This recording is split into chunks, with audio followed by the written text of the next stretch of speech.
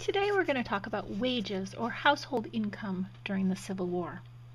If you do a little research, the first thing you're going to stumble across is the wages of a private in the Union Army, which is $13 a month at the beginning of the war and $16 at the very end.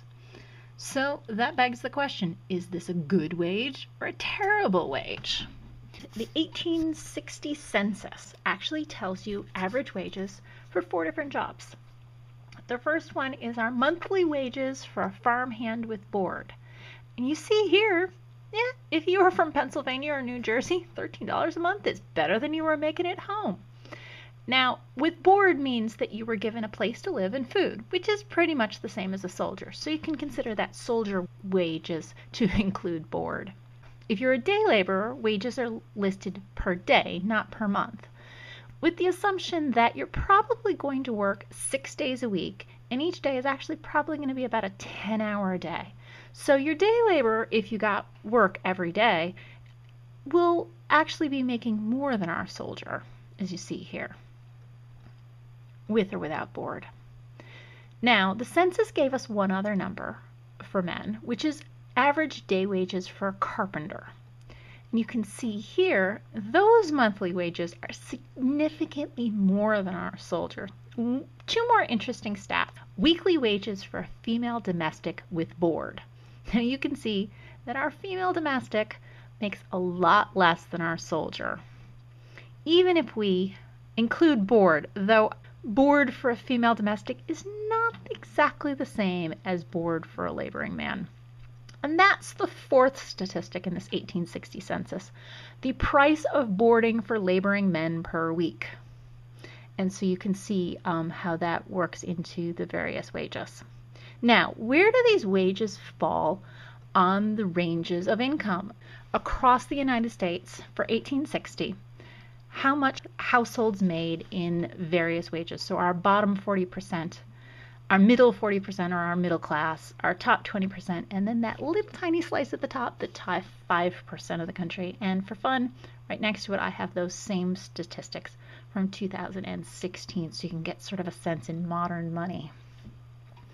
Across the United States, household income in 1860 was $903.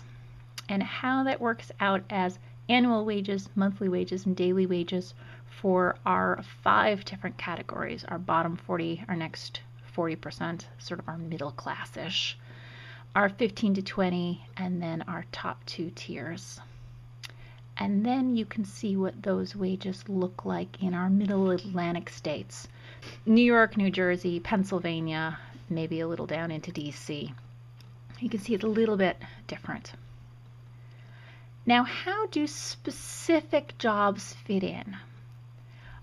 What we find is that bottom 40% is pretty much our unskilled laborers. Our next 40%, sort of our middle class, ends up being our skilled trades, our carpenters.